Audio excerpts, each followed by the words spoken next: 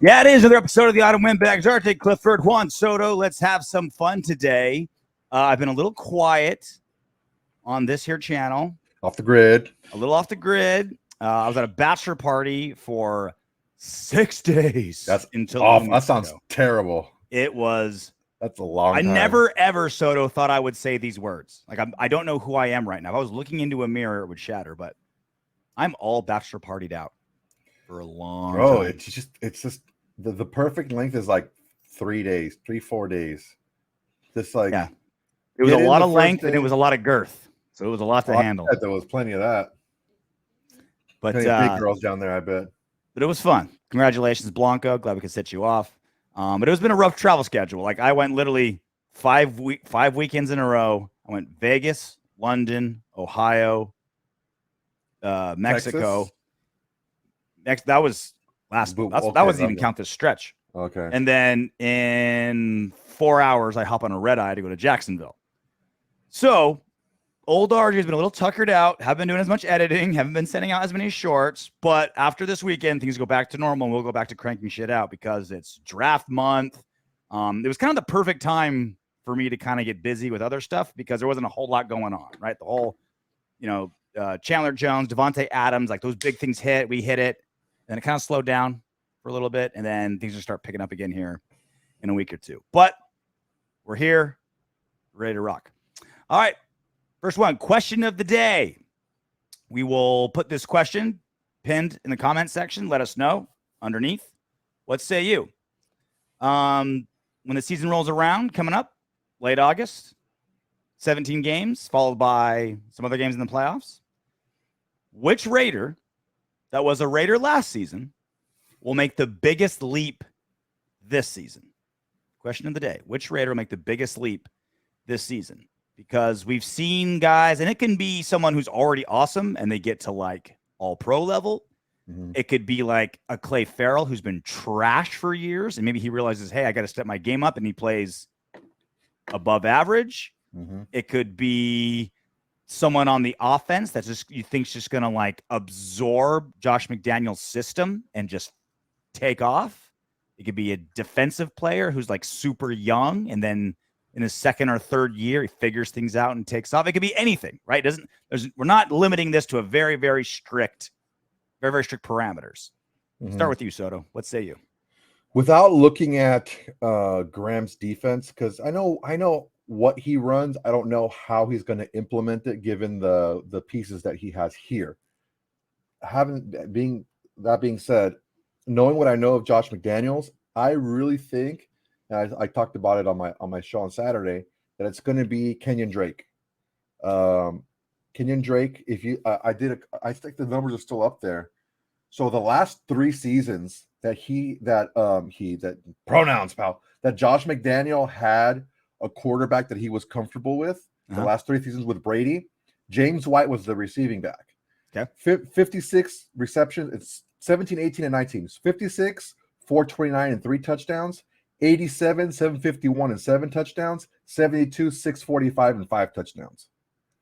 He likes to use running backs. Now, Cam Newton in 2020 was the quarterback. Cam Newton does not check down. Yeah. If he's going to check down, he's going to run the ball. He's not going to check down. He's going to look down the field, or he's going to run it. And Mac Jones, he doesn't throw he's not used to throwing the ball to running backs at Alabama. And he had 2 tight ends as his safety blankets. Mm-hmm. Even then, Brandon Bolden, James White played the beginning of the year, but then he got hurt, and the Patriots were looking for kind of like their receiving running back. Mm-hmm. And even after maybe a half a season until Brandon Bolden really stepped up as the receiving back, he still had 41 catches, 400 yards, and 2 touchdowns. So Josh McDaniel loves to throw the running backs. He loves to scheme to make space and get the running back the ball in space. And I see Kenyan Drake making a huge leap this year. I wasn't even thinking Drake, but I love that one because, right, for one, like, he's finally going to be on a awesome offense. Like, he's only played on crap offenses his entire career, right? And he would still semi-produce. Like, he was one of those guys on like the waiver wire you can pick up in fantasy football, and you're like, all right, I need like cross your finger, be like, all right, go on. I need like 7 or 8 points. Like, come on, and he could probably get that for you, right? Because he was kind of like the only guy in a lot of offenses. And then, like you said, McDaniels, he hasn't had a guy like this in a while, and Drake's that guy. I'm also curious what they do. Like, it also depends, like, reps is the only thing I think that might could hold him back, depending on what they think of Jacobs, right? Are they going to try to make him basically a 3-down back, like Gruden kind of groomed him to be? Are they going to rotate everybody like McDaniels normally does? JMD does not believe in 3-down backs, man. He's never had a 3-down back. He's always had a receiving back, and he also uses a lot of 2 running back sets without a fullback. Mm-hmm. So he uses them as basically another receiver. So if I had to place my money right now, not knowing really what defenders are going to play which position and how they look in the new scheme, I would go Kenyan Drake. Drake was such a it was we were kind of like semi-depressed. We picked up Drake last season because of the price tag, but like the guy, you're like, oh, this is pretty cool. Like, oh yeah, this guy can do some shit. But he just kind of never got rolling. Then of course he got hurt. So I mean, the cheating answer would be like Darren Waller because he was injured for missed like 5-6 games last season and all this kind of stuff. Like, but I'm gonna go a little off the beaten path, and I'm cheating a little bit because I'm gonna say Tre'von Moehrig are gonna be our second year safety because last season as a rookie he was great, but he was one of those defensive players that are great because you never hear his name, right? He just kind of covered his guy. Didn't have any. I don't think he had one interception, maybe one turnover. He dropped it. Well, I know he definitely, that's when we heard his name when he was dropping picks, right? Like when he was tipping passes to the. Yeah, when he was playing volleyball, 8 serving 3.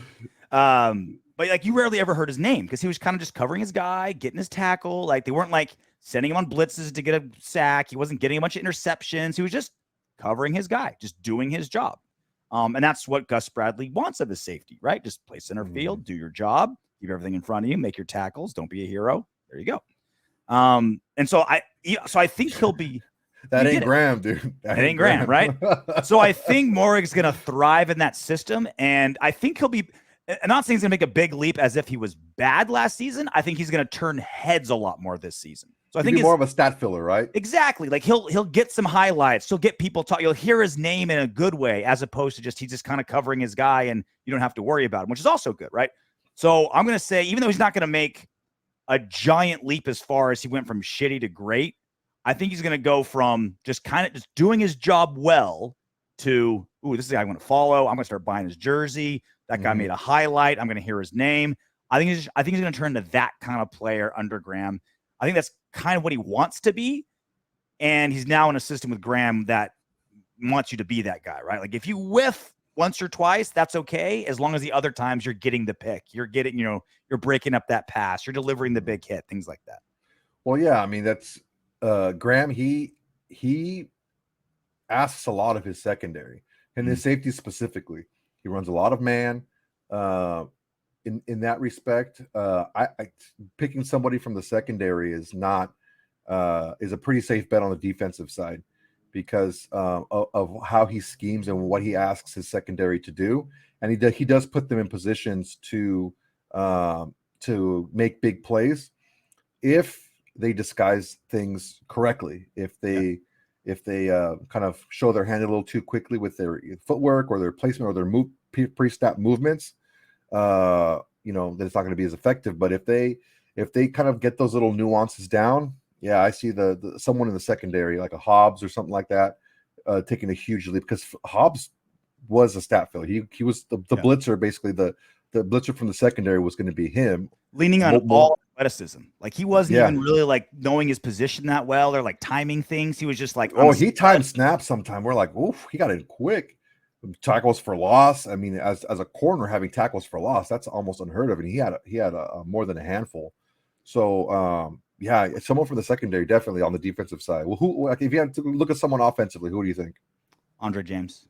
I think Andre James can do some big things. Because I'm a big momentum guy, right? Like we have this conversation. Like that's why I'm higher on Jonathan Abram than you are, because he's going like this. He started crappy and he's still got holes, but he's going like this. And I look for momentum in people as opposed to just exactly who they are, and that's what James was doing last season, right? He ended the season as one of the better centers in the AFC. Yeah, like the top 3 or 4, yeah. Yeah, and the last month. Exactly, right? And so obviously brand new, complete coaching change, offensive coordinator, head coach, line coach. Hopefully, you'll be all right for him. But it's a whole nother, like as your first time being a 18 game starter, and then your second season, like that's why he got so much better during that one season. It was 18 starts, right? That's so much experience. That's gonna help you improve. He's building on that, and we talked about it multiple times in the show. It looks like Nick Ziegler and company want continuity on their line. Like they made almost no changes, right? So playing with all the same guys, even if Parker still sucks and who knows what they're going to do, is Simpson going to be the guy or whatever, working with all the same guys only makes you better because you know their tendencies, you know what they do. As a unit, they should all kind of raise their games a little bit, even if the individual kind of like weak links in the chain don't drastically improve. As a unit, they should all get better. I think James is going to be the front runner of that. Yeah, it's a good choice, man. He was ascending at the end of the year, and he's got some skills. He's athletic. He's got skills. We'll see how he does. He's still fairly young too. We'll talk about it later. But oh my god, I got some things to talk about because I was looking at some mock drafts. Oof.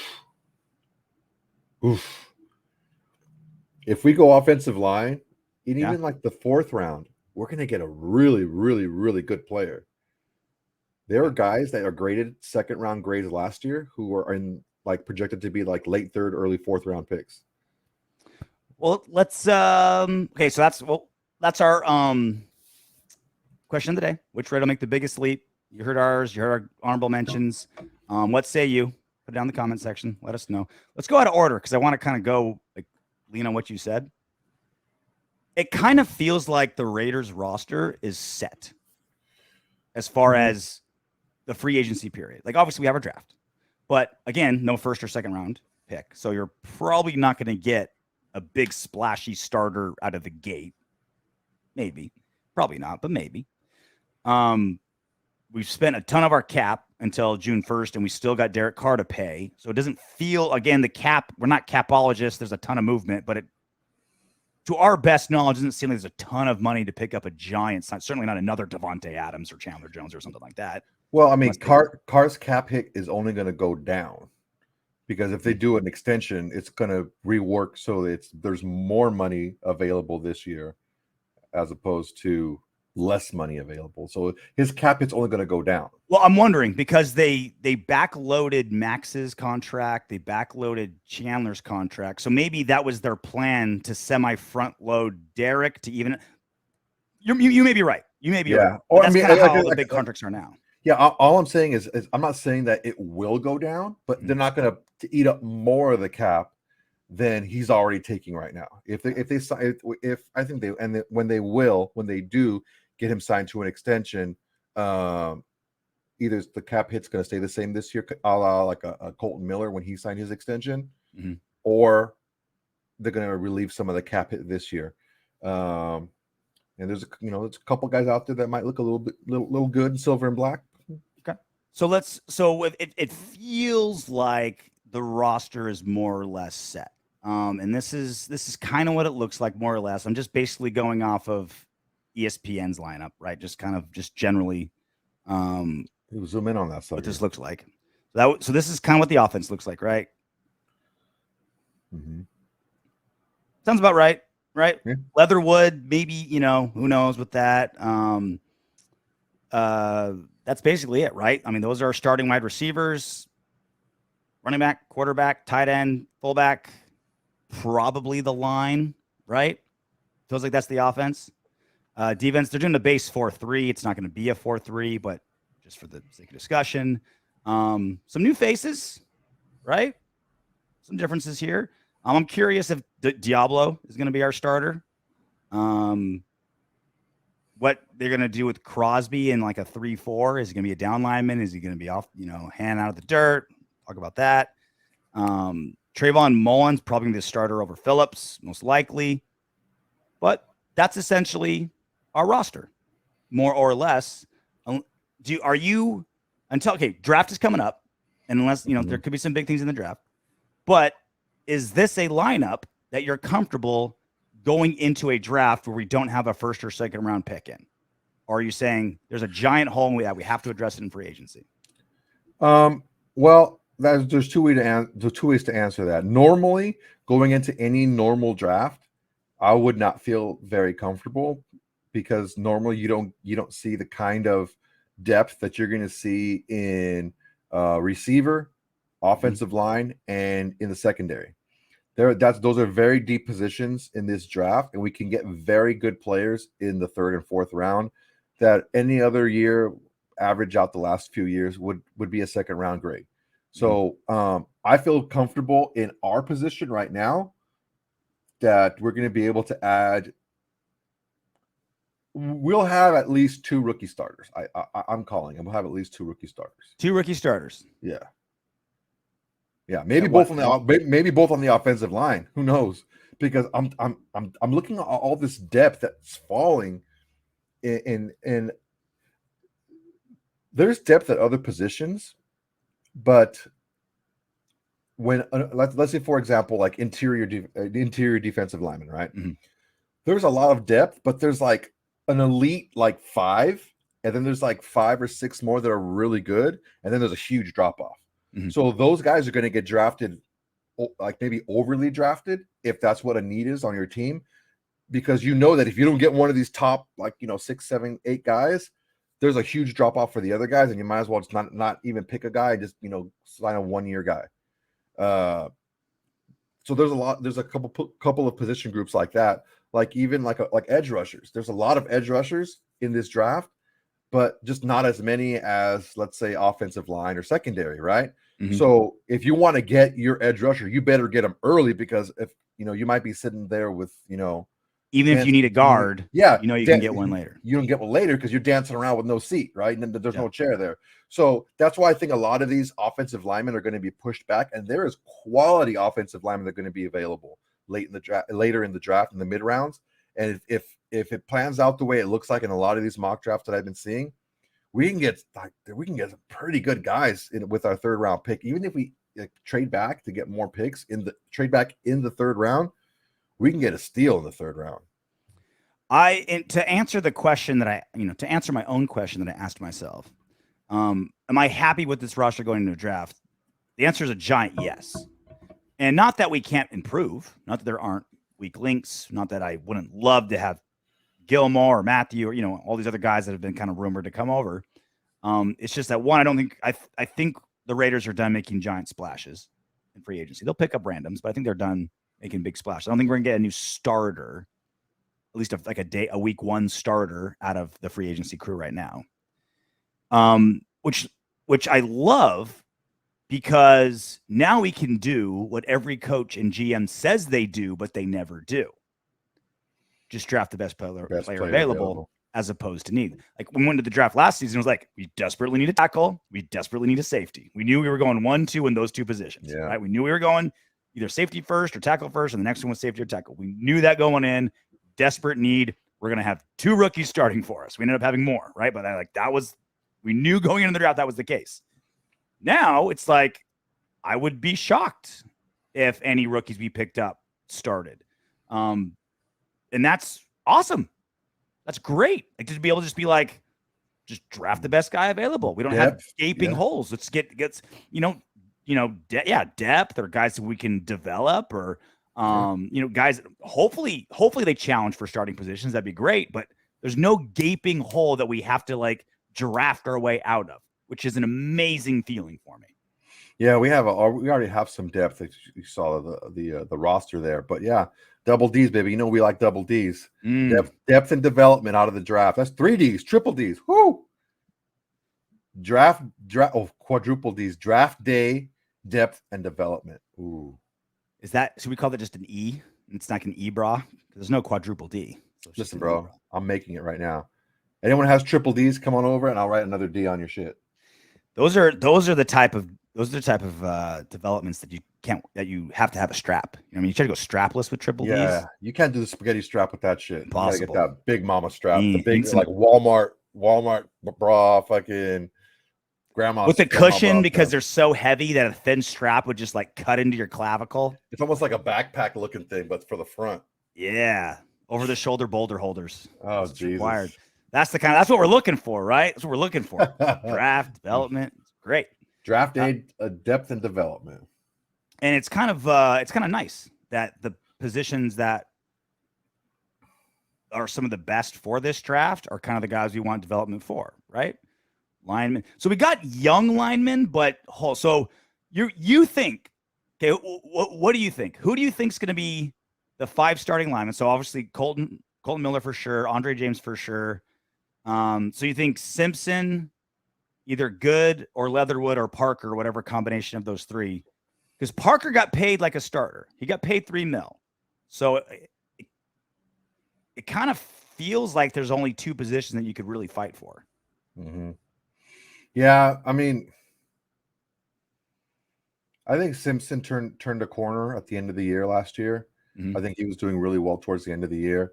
I would say if I had to pick right now, like gun to my head, it would be Miller, Simpson, James, Leatherwood, Parker, like it was at the end of last year. Mm-hmm. I think Good, like you said before, Good it's a better as a swing. Love him as a swing, yeah. And I honestly think that he's the oldest one of the 5. So if you want, if the plan is like I'm guessing, like I'm kind of, I don't have any inside information, but my feel is McDaniels and Ziegler are like, let's just go young, have them develop together, and have them be a cohesive unit for seasons to come. Mm-hmm. Even if there's some guys that aren't great, I think the sum of the sum is more than the parts, or whatever that saying is. The sum is greater than the sum is, yeah, exactly. The total is greater than the sum of the parts. So the whole is greater than the sum of the parts. Yeah. So you can have Good be that great swing guy and just try to force Leatherwood into being something. Try to force Parker into being something. Try to make Simpson into something. Just kind of get them young and let them develop together. Yeah. Josh McDaniels said it in the owners' meetings when there was the AFC day. Everyone gets a clean slate. Mm-hmm. He had an interview where he spoke about Cleveland Farrell specifically, but it sounded like that was to the entire roster. Now, a clean slate can be a good thing where, maybe if you are not as productive as your draft position or as expectations might have set for you, it's a clean slate, gets you a chance to make a new impression.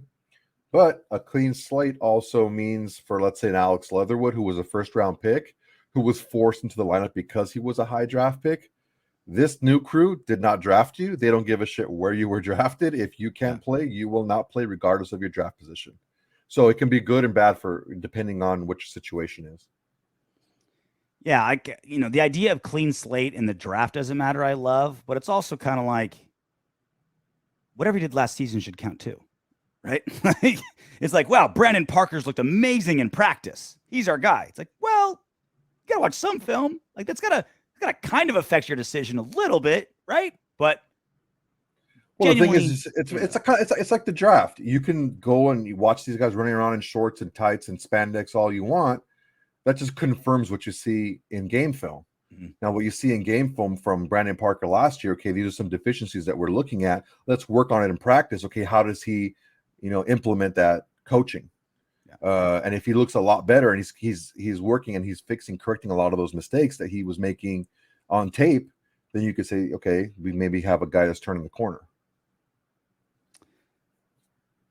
I like our roster. I really do. I do. So arguably the best guy on our roster, Davante Adams. I'm still giddy about it. Still get a little shimmy in my shoulders when I say Davante Adams. And your plums. Deep down in my plums. It's the bluish hue. It's the silver and black hue down in my plums. And so the Athletic, the writers Jeff Howe, did just some news and notes on multiple things. One of the things he talked about was kind of the details of what happened with Davante Adams getting traded to the Raiders. So let's give you the quick Cliff Notes part of it. Adams, according to this report, had told the Packers that he wanted out. They franchise tagged him, and they thought, okay, he's just playing hardball. I want out. It's a negotiation play. Then Davante Adams called Matt LaFleur, the GM, and other Packers decisions out that Adams really had this hard on to be a Raider. Okay. And so he said, all right, so you got to trade. We'll talk about it. And as we know, it ended up being a first and a second for Davante Adams. The negotiation with Adams took less than a day.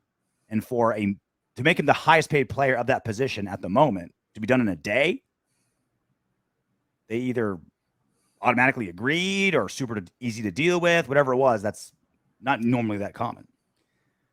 The other sticking point, the other part that kind of got me is, and I'll put this up for you, the deal that nearly hit a snag when the Packers asked for a player in return. Initially, the Raiders offered their first-round pick and the 2023 second-rounder. And then shortly after, the Packers asked for the first-rounder and an undisclosed player. The Raiders weren't going to do it. And I guess it's kind of against league rules to do a trade with a player and another player who's on a franchise tag. I have no idea why that's a rule or the reasoning behind it, but you can't do a player-for-player trade if one's on a franchise tag. So it couldn't have happened anyway.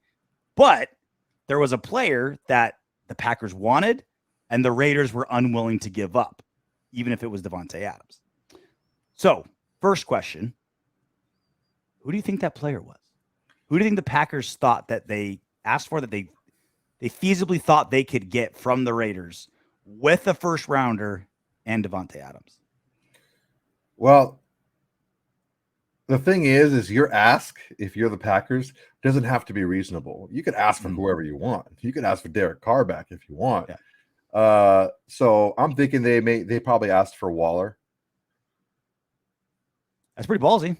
Give me a first and Waller. Why not? Davante Adams. It's ballsy, especially with how good Waller's contract is. Like, that's asking. Yeah. It's a big ask. Yeah. What do you think? I'm thinking Renfro. I think they think they could have got that. A Renfro deal, a good slot receiver for Rodgers. Good timing guy. Roll with. Like I said, a similar skill set to Davante Adams. Maybe not as big and not as fast, but excellent getting open. Can get open in short spaces. Timing. He's where he's supposed to be. Very heady player. Yeah, makes sense. I'm just very curious of what the Packers think, because they have to assume they're in win now mode with Aaron Rodgers pushing 40. And so like a young developmental player, which is because Waller and Renfro are both, right? Like they're Pro Bowlers right this second, but they're also young guys. They can be part of your franchise. Hasn't reached their ceiling yet. Yeah, not even close, right? So they're that. They could have also thought just straight up like a Colton Miller, a Denzel Perryman. Like it could be like a win now, like expensive guy, right? I don't think Crosby, because the Raiders just paid him. That'd be weird. Grip of money too. Yeah, he's not cheap. I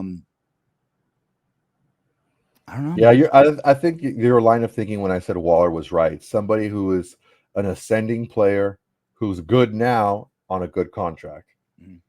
So yeah, Waller and Renfro are probably the only two guys that make sense in that respect. I wonder if Waller would have demanded a new contract if he got traded, though. If he'd been like, "Hey, all right, we're going," but I don't doubt it. I would too. I'm not playing if you don't fucking pay me. I know what the bullshit. Well, look what happened to Davante Adams.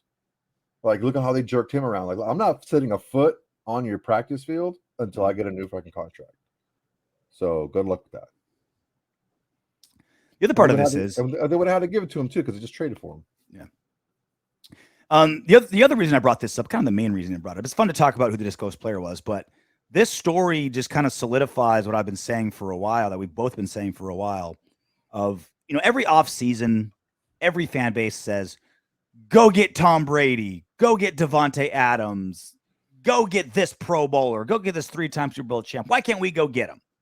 And it almost never happens. Now, this offseason is kind of the exception, right? Like, it actually did it. This is the rare exception. A lot of movement. It's a lot, right? It's like the NBA offseason, this NFL offseason.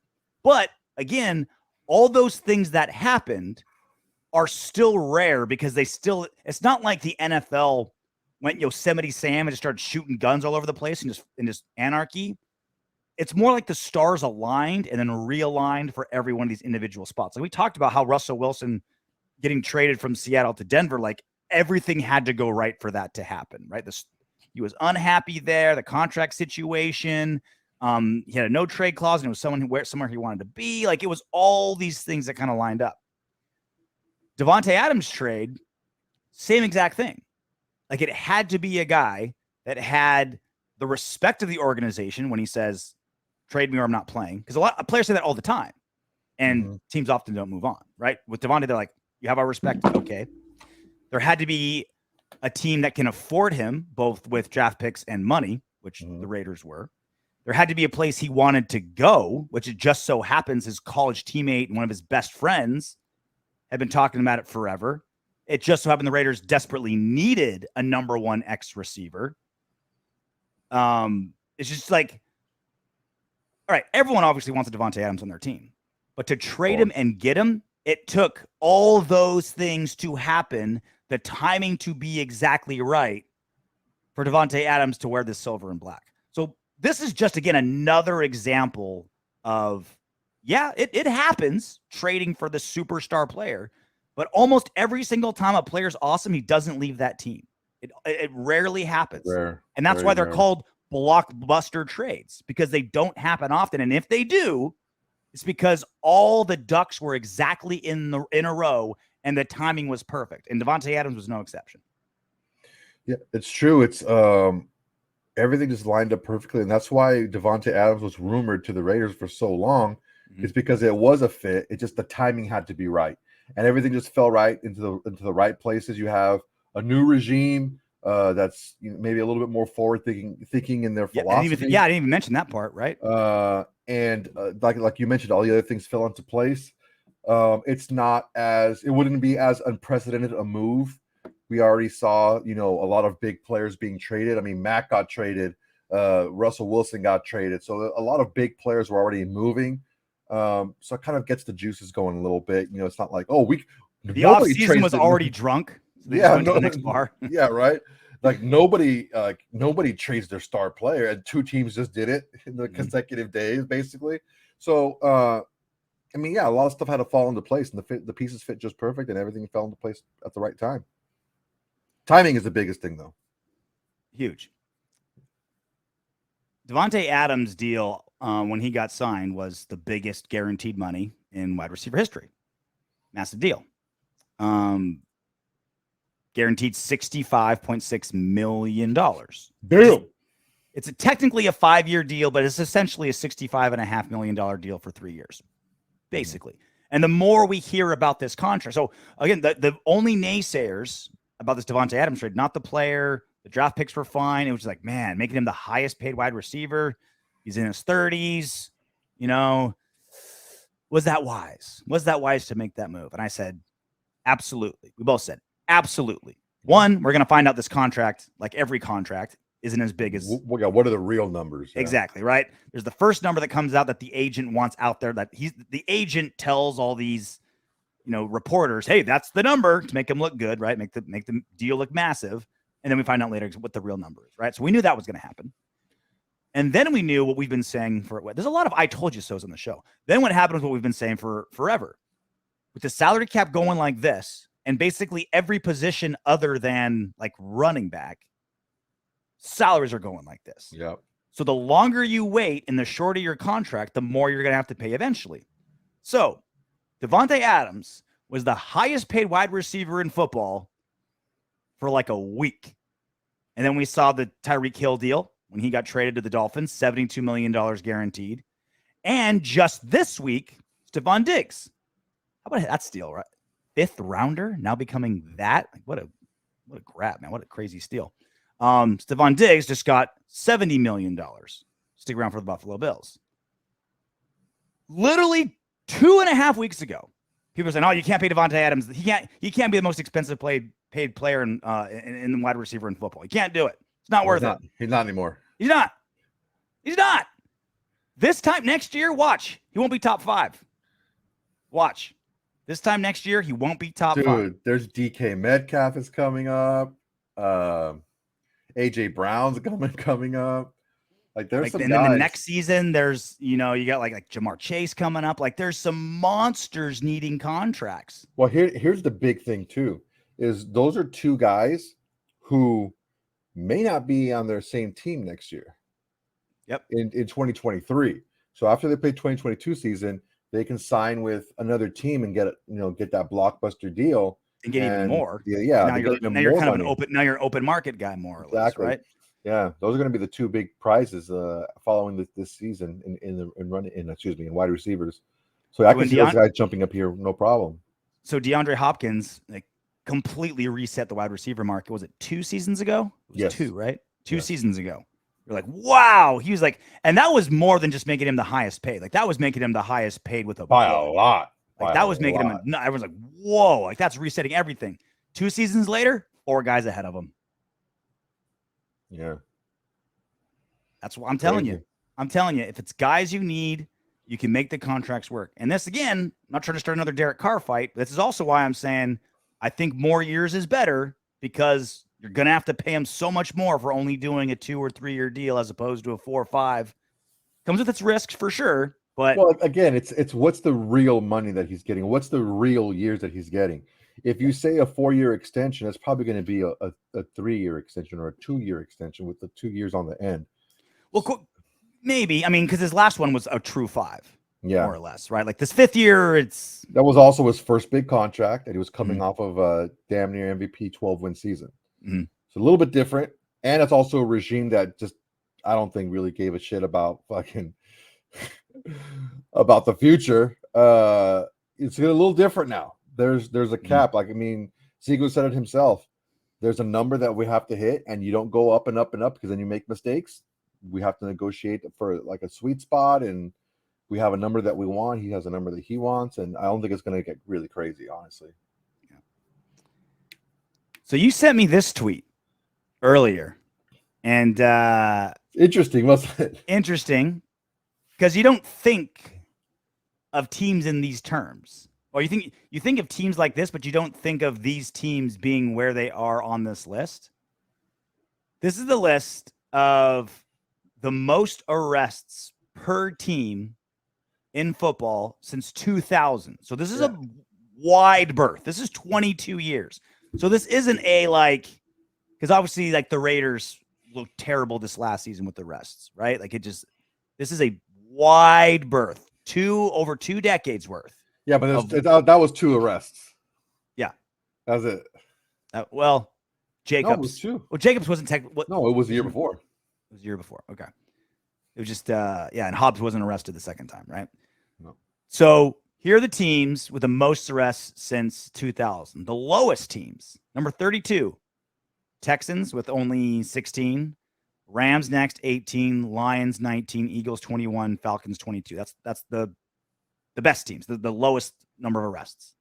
The highest ones, start with number 5, Browns. Number 4, kind of saw coming, Chiefs. Number 3, Bengals. Number 2, Broncos. Oof. And number 1, the Minnesota Vikings. Yo, it was all that fucking that crazy fucking porno yacht of theirs. They had like 17 right there. The Vikings like to buy in bulk. That was like 17 arrests in one shot. That was like 17 players. And then number 22, way low on the list, beneath all the other AFC West teams, right? Yep. Broncos, 2nd most arrests. Chiefs, 4th most arrests. Chargers, 20th most arrests. Raiders, 22 with 25 arrests. We're the Saints of the AFC West. Yeah, tie with the Jets. Yeah. Look at us. Talk shit, but you know what? Our guys walk the straight and narrow.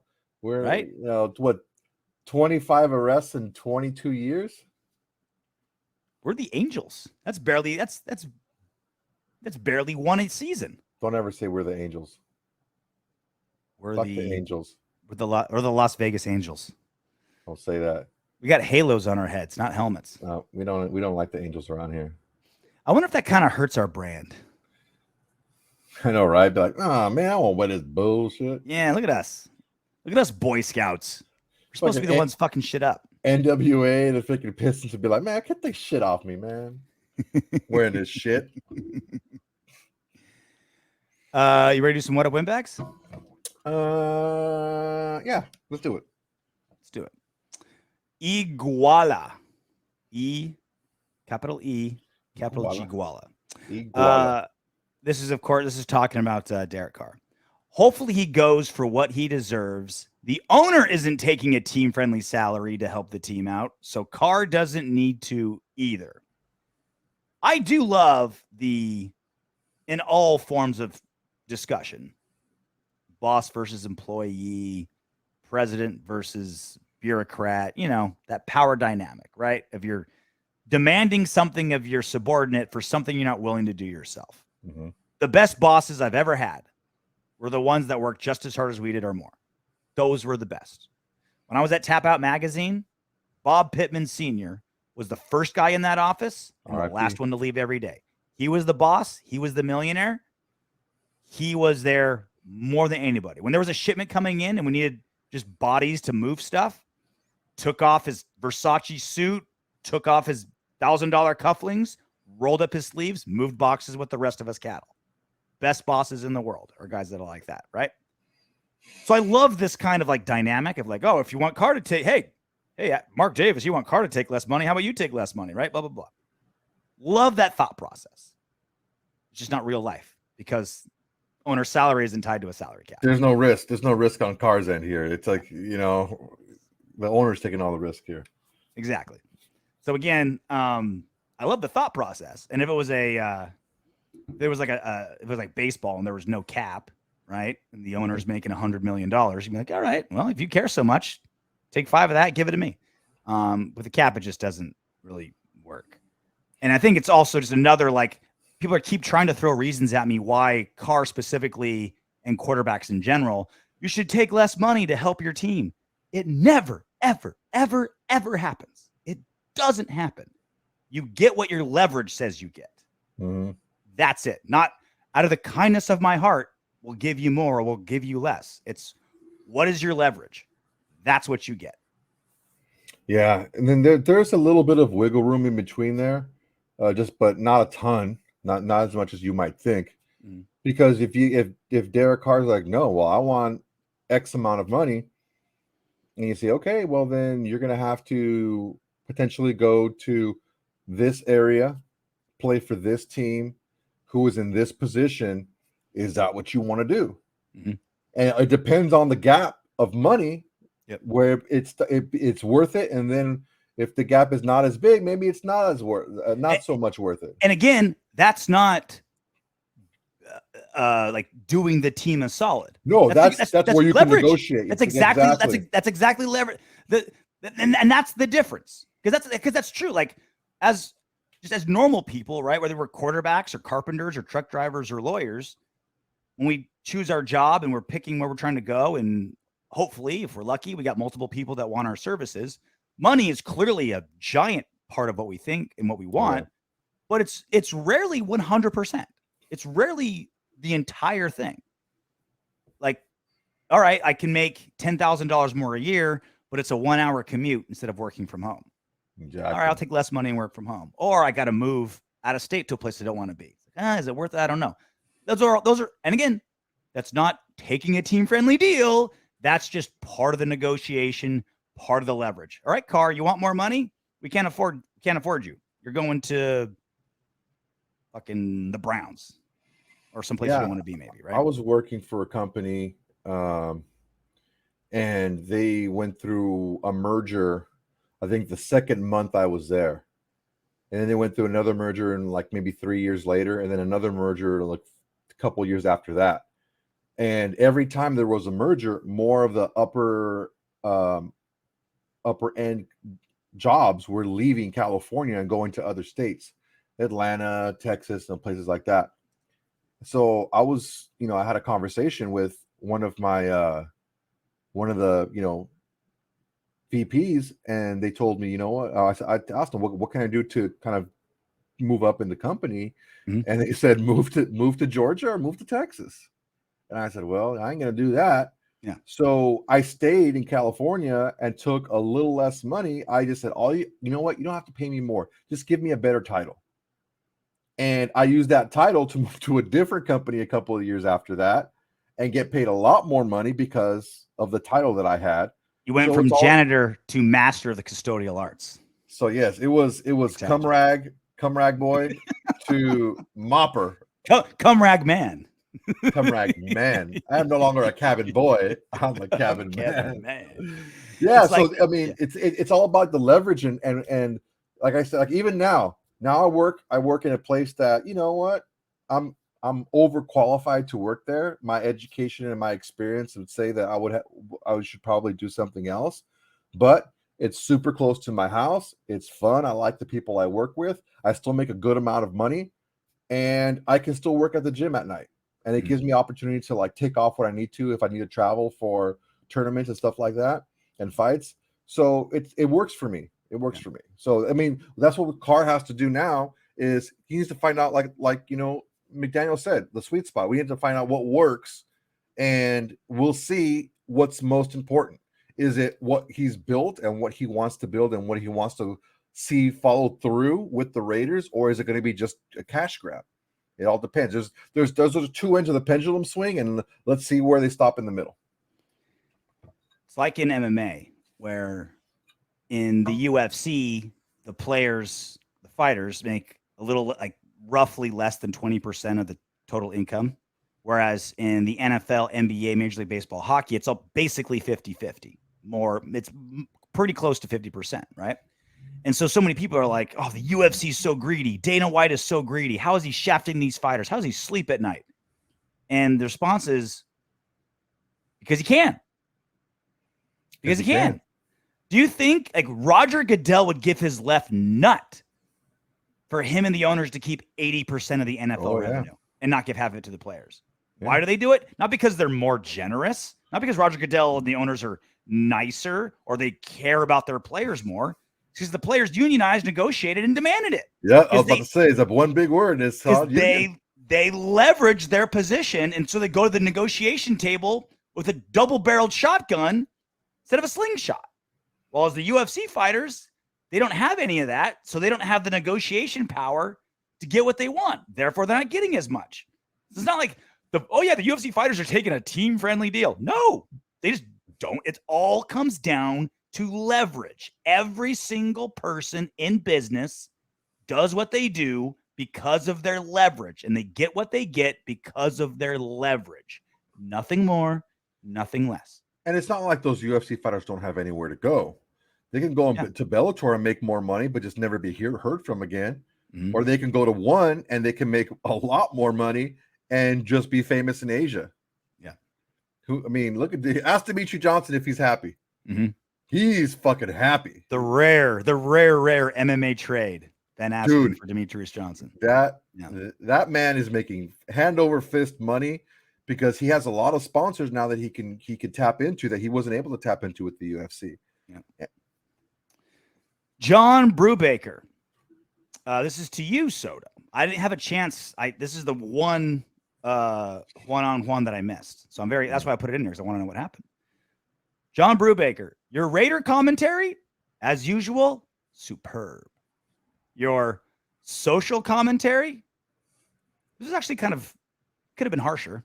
Not what I tuned in for. What's he talking about? I believe that was the post slap heard around the world episode. Okay. The Will Smith episode. And I went in on that. Mm-hmm. And how Will Smith is a piece of shit for smacking around a freaking 5'9", 130-pound Chris Rock. 51-year-old. Yeah, it's like, dude, he's like Will Smith is like 6'4", freaking 220.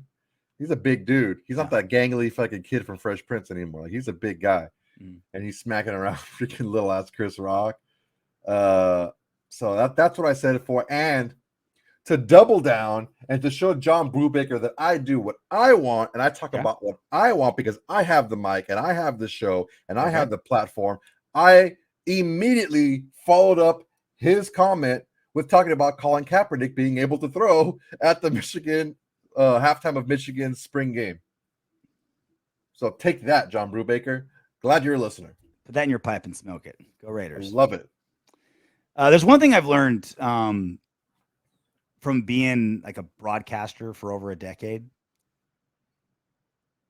I always kind of feel like, look, I don't look at myself as superior or I know more or I'm smarter than my audience.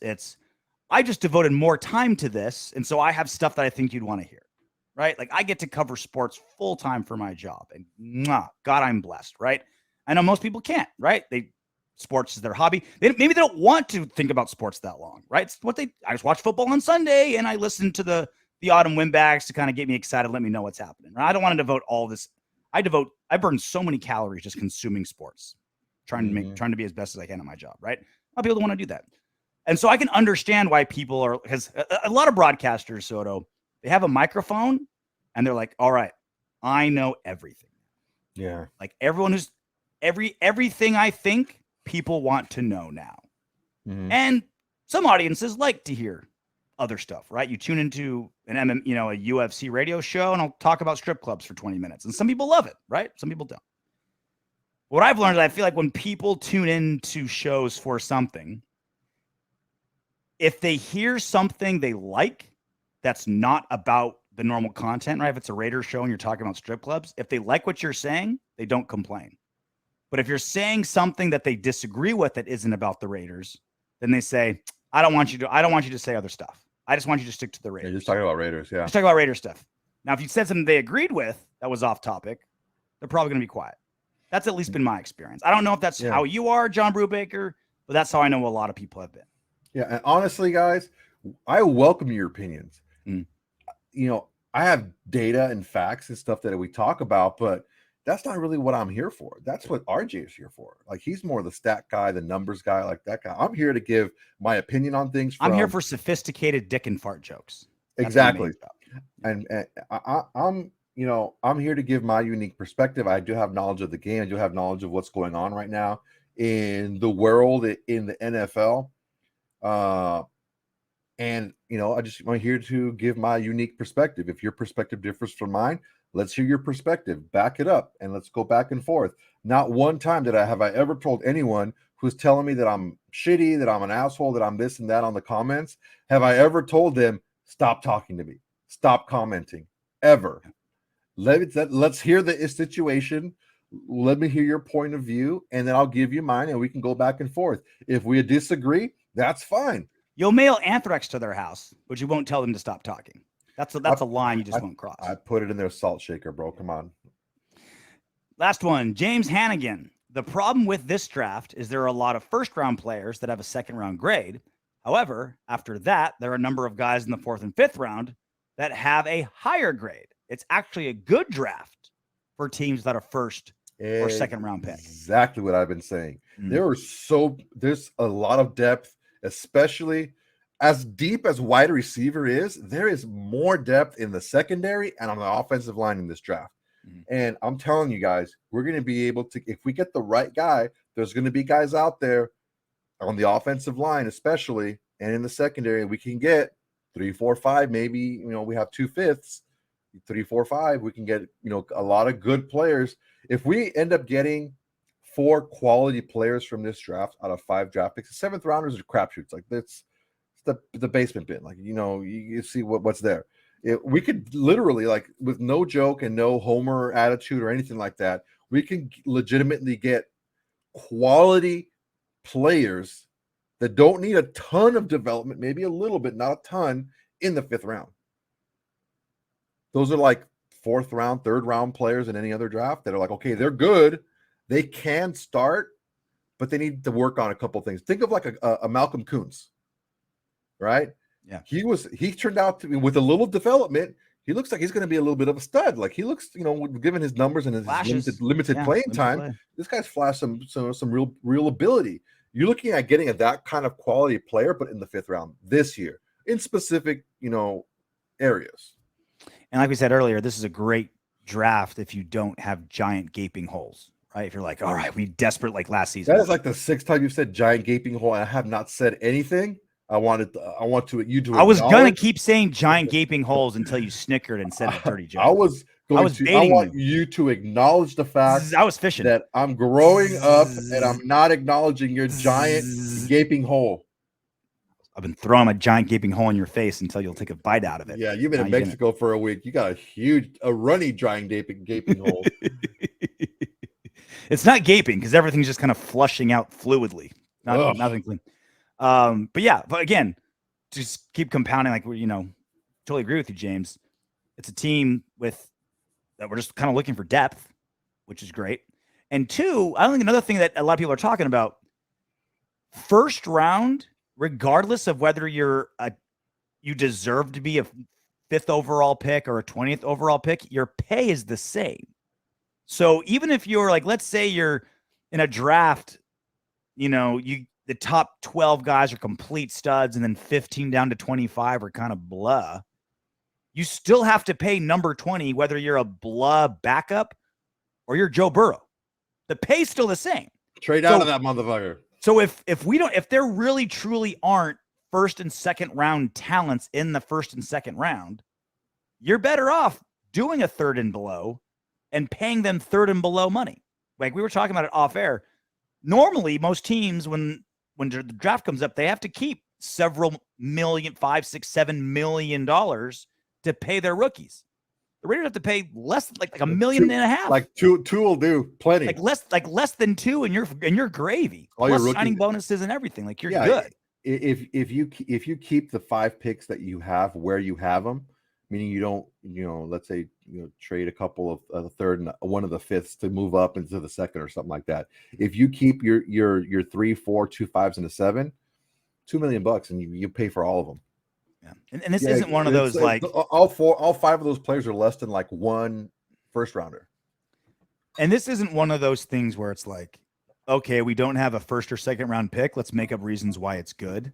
Like this is genuinely the case. Like if there were, like obviously there's some first round talents I'd love to have on the roster, but in our situation, our cap situation, our depth, our roster, this specific draft, where we would draft, it might work out better.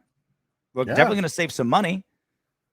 Might work out better, right? I could definitely see us getting a couple of steals with our 3rd or 4th pick. Even if we go 2 offensive linemen back to back, there is so much depth. It's ridiculous how much depth there is in offensive line. And let's put it this way, right? We're not going to end up with like a Cleveland Farrell type salary to have to pay down the line. No. And right? This guy will probably play, not like Cleveland Farrell, where he doesn't really play. Yeah. Up till now, we'll see what he does this next year. All right, that's it for us. I am just 3 hours away from jumping on a plane, heading to Florida. Be back working UFC over the weekend.